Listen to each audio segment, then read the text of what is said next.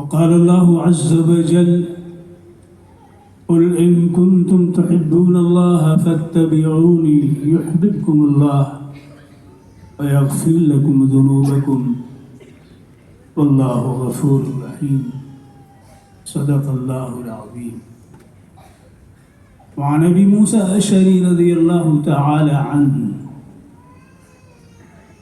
قال قال رسول الله صلى الله عليه وسلم أمتي هذه أمة مرحومة ليس لها عذاب في الآخرة وعذابها في الدنيا الفتن والزلازل والقتل أو كما قال عليه الصلاة والسلام.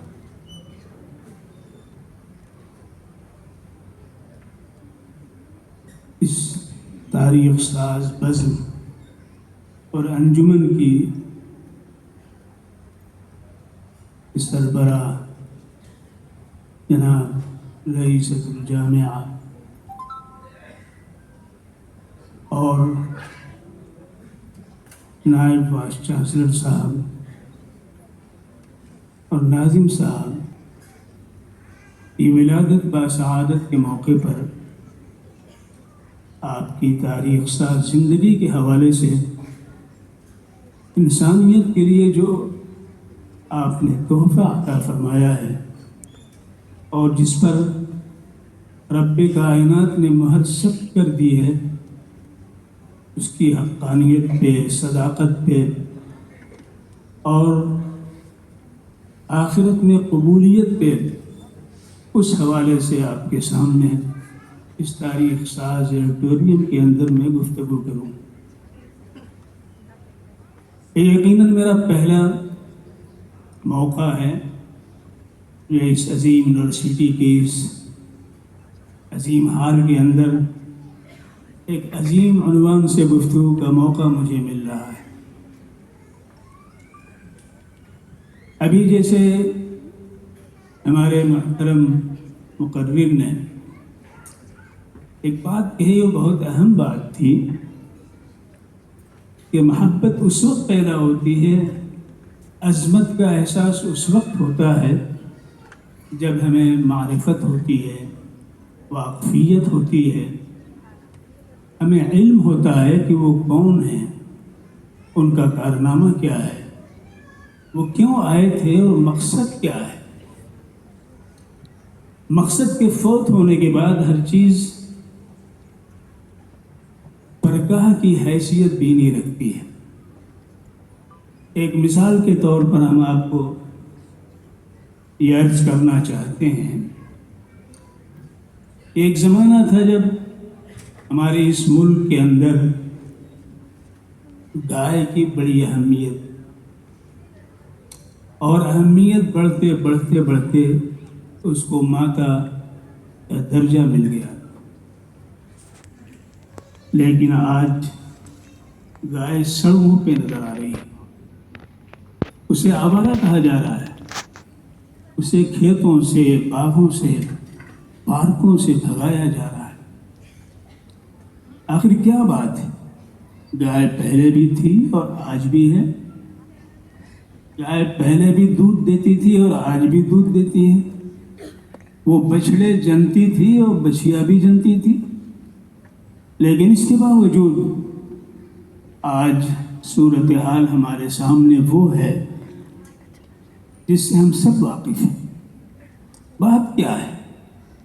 بات اس مقصد کا ہے جو کل تک مقصد تھا اس کے وجود کا، آج وہ باقی نہیں رہا ہے. گائے کے مقصد کا وجود بچھڑے تھے، بیل تھے، اس لیے کہ ہماری ساری تحریکی حرکتی زندگی جو تھی وابستہ تھی بیلوں سے. ہماری شادیاں بیل گاڑیوں کے ذریعے، لڑیوں کے ذریعے جنہیں بیل کھینچتے تھے. ہمارے حل کو بیل کھینچتے تھے. ہمارے کھیتی کو گاڑیوں میں اٹھا کر گھروں تک یہی بیل پہنچاتے تھے.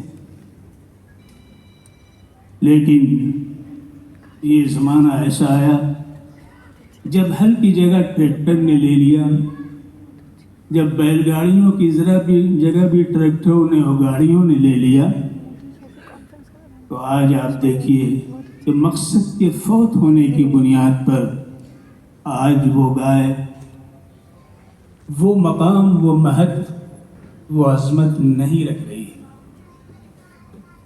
ایک ادنا مثال میں نے یہ اس لیے دیا کہ ہر چیز کی اہمیت مقصد کے زیر سایہ پروان چڑھتی ہے، اس لیے اس کی ذات کے تعلق سے ہمیں واقف ہونا ضروری ہے۔ ایک بہت بڑے عالم شیخ محمد حسن جان شہید رحمۃ اللہ علیہ گزرے ہیں۔ انہوں نے اپنا ایک واقعہ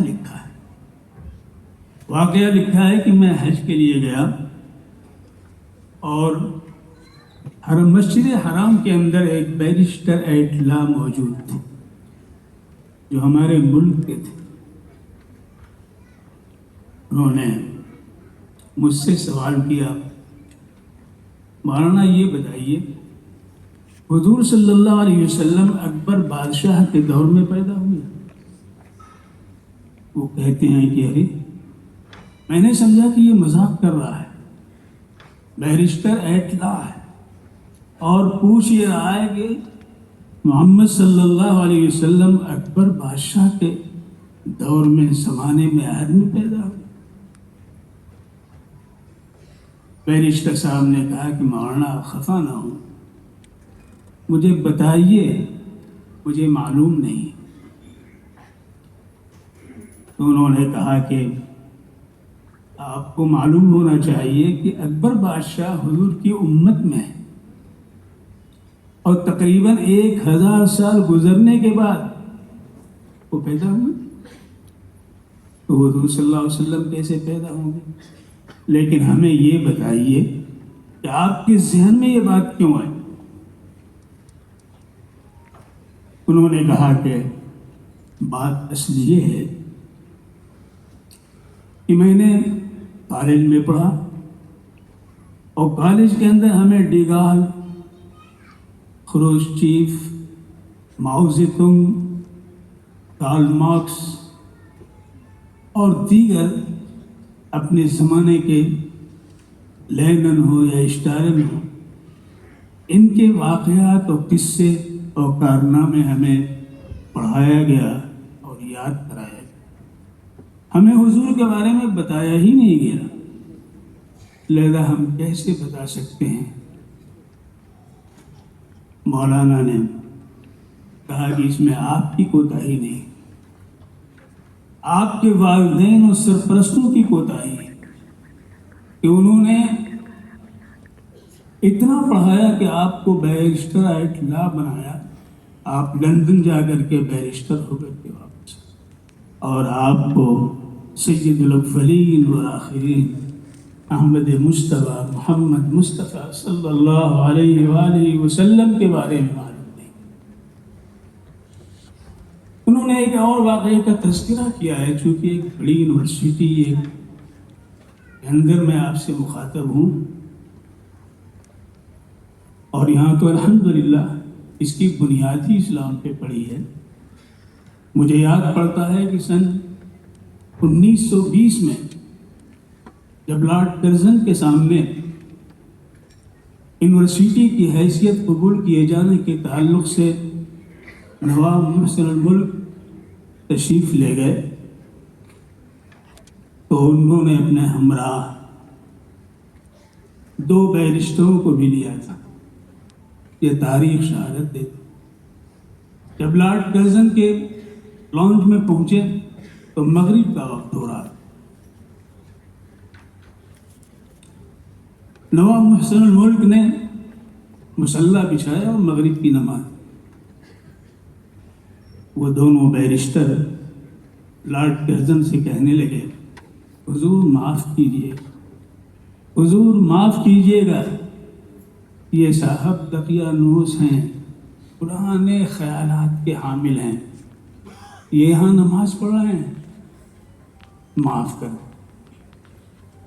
لارڈ کرزن سگریٹ پیتا رہا، کچھ بھی نہیں کہا۔ تھوڑی دیر کے بعد نواب محسن الملک واپس آئے تو لارڈ کرزن نے کھڑے ہو کر ان کا استقبال اور کرسی دی، بٹھایا اور کہا، نواب صاحب، آج ہمارے اس کیمپس کی قسمت جاگ، آج تاریخ میں پہلی دفعہ یہاں پر نماز پڑھی گئی، آپ نے نماز ادا فرمائی ہے، میرے لیے خوش قسمتی کی بات۔ اور یہ بتائیے کہ یہ دو کو آپ کیوں لے کر کے آئے تھے؟ یہ مسلمان ہیں یا منافق؟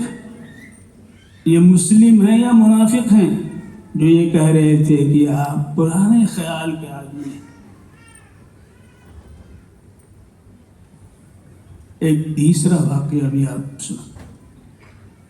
ایک بڑے کالج کے اندر بی اے کا امتحان تھا۔ بی اے کے امتحان کے پرچے میں حضور اکرم صلی اللہ علیہ وسلم کی ذاتی زندگی کے بارے میں لکھنے کے لیے آیا۔ ظاہر ہے کہ بی اے کا طالب علم جو ہے بالغ ہوتا ہے، تو گویا سب بالغ تھے، کوئی نابالغ یا کم عمر نہیں تھا۔ اکثریت نے تو حضور اکرم صلی اللہ علیہ وسلم کے بارے میں جو کچھ لکھا کسی حد تک صحیح لکھا، لیکن بعض نے لکھا کہ وہ مکے میں پیدا ہوئے اور وہاں کے اسکول میں تعلیم حاصل کی، اور پھر وہ لندن چلے گئے، کیمبرج آکسفورڈ میں انہوں نے تعلیم حاصل کی، اور واپس آ کر کے انہوں نے سیادت و قیادت کے منصب کو سنبھالا۔ یہ عدم واقفیت کی بنیاد پہ انسان عظمتوں سے خود بھی گرتا چلا جاتا ہے، اور جس کے تعلق سے اس کی زبان کھلتی ہے یا انکشافہ سے خون کے قطرے بہتے ہیں، یہی وہ اسباب ہیں، نتائج ہیں جو سامنے آیا کرتے ہیں۔ یہ وہ حمیت و غیرت کی بات ہے کہ ہم دنیا بھر سے واقف ہوں، لیکن جناب محمد الرسول اللہ صلی اللہ علیہ وسلم سرور کائنات، جن کے لیے یہ دنیا سجائی گئی، بنائی گئی، جن کے باوجود سے اس کائنات کا وجود قائم ہے، اور آپ کے دست حق پرست پر ایمان لانے والے اور آپ کی دعوت کو قبول کرنے والے، جب تک ان کی زبان مبارک پر اللہ کا نام رہے گا، یہ دنیا قائم رہے گی۔ سمندروں کے اندر تموج باقی رہے گا، دریا میں روانی باقی رہے گی، آفتاب کی روشنی قائم رہے گی، چاند میں خنکی رہے گی، اور شجر و حجر کے اندر زندگیاں پیدا ہوتی رہیں گی۔ لیکن جس وقت اللہ کا نام لینے والا کوئی نہیں ہوگا، نہ یہ دنیا اسے بچا سکتی ہے، نہ سمندر اس کو ساحل مراد تک پہنچا سکتا ہے، نہ دریا کی روانیاں اس کو قائم و دائم رکھ سکتی ہیں۔ یہ اسے جاننا چاہیے اور ہر فرد کو یہ سمجھنا چاہیے۔ اسی لیے آپ نے یہ بھی پڑھا ہوگا کہ حضرت سر سید احمد خان جب سن 1970 میں، سن 1870 میں لندن تشریف لے گئے ہیں۔ کیوں لے گئے ہیں؟ لندن گھومنے کے لیے نہیں گئے تھے، آکسفورڈ دیکھنے کے لیے نہیں گئے تھے، کیمبرج کے